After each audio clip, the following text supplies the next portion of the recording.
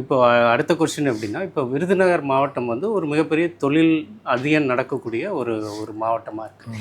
இங்கே மக்களுக்கான சாலை வசதிகள் நீங்கள் என்ன மாதிரி பண்ணியிருக்கீங்க?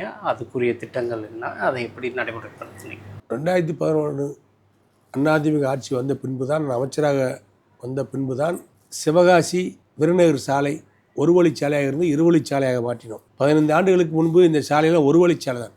ஒரு பஸ்ஸு போச்சுன்னா ஒரு பஸ்ஸு மண் ரோட்டில் தான் இறங்கணும். அந்த சாலைகளெல்லாம் கரைகளெல்லாம் அகலப்படுத்தி இருவழிச்சாலை ஆக்கியது அதிமுக அரசு என்னது முயற்சியால். சிவகாசி டு சாத்தூர் சாலை அதுவும் ஒரு வழிச்சாலை தான். அதை இருவழிச்சாலை ஆக்கியதும் அதிமுக ஆட்சியில் தான் எனது முயற்சியால்.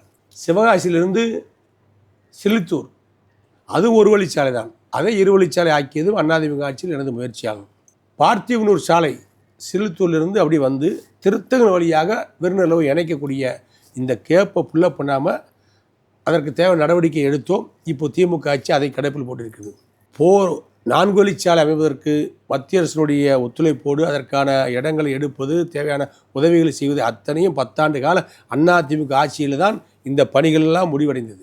அப்போது கலெக்டர் ஆஃபீஸ் முன்பாக ஒரு பாலமும், சாத்தூர் ஏலார்மனை போகின்ற பாதையில் முக்கில் இருக்கக்கூடிய அந்த டிராபிக் பிரச்சனை ஒரு பாலமும், அங்கே விபத்து நடக்கும் என்பதற்காக பாலங்கள் அமைப்பதற்கு தேவையான முகாந்திரங்களை எல்லாம் உருவாக்கி அதற்கு தேவையான எஸ்டிமேட்லாம் போட்டு அனுப்பி அதற்கான முயற்சி எடுத்தது எடப்பாடி அரசு, அதிமுக அரசு.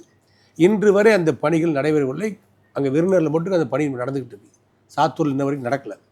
எல்லாமே காலதாமதம், எல்லாமே காலதாமதம். நீங்கள் தொழில் வளர்ச்சிக்காக சிவகாசி, விருதுநகர், ராஜபாளையம், சிலித்தூர், சாத்தூர், அருப்புக்கோட்டை, இதெல்லாம் வந்து மிகப்பெரிய தொழில் நகரங்கள் தான். ஒவ்வொரு தொழிலும் அங்கங்கே பிரசித்தி பெற்ற தொழில்கள். பல மாநிலங்களிலிருந்து வரக்கூடிய வாகனங்கள் எல்லாம் இங்கே வந்து செல்லும். ஆகவே இந்த சாலைகள் சரியாக இருக்க வேண்டும் என்பதற்காகத்தான் இருவழிச்சாலைகளாக மாற்றி நல்ல காங்கிரீட் போட்டு அருமையான சாலைகள், பாலங்கள் அத்தனை அமைத்து கொடுத்து அதிமுக ஆட்சியில் தான். இன்னும் தேவையான இடங்களிலே வந்து இருவழிச்சாலைகள் 4 வழிச்சாலையாக மாற்றுவதற்கு திட்டமிடல் வைத்திருக்கின்றோம். அதுவும் அதிமுக ஆட்சியில் தான் இந்த தேர்தல் 2026 தேர்தலுக்கு பின்பு எடப்பாடி முதலமைச்சராக வந்த பின்பு தான் நடைபெறும். ஏனென்று சொன்னால் உள்கட்டமைப்புகளையும் சாலை வசதிகளையும் மக்களுடைய அத்தியாவசிய தேவைகளிலும் அக்கறை செலுத்தக்கூடிய ஒரு அரசு வேண்டும். அந்த அரசு எது என்று சொன்னால் அதிமுக அரசு தான்.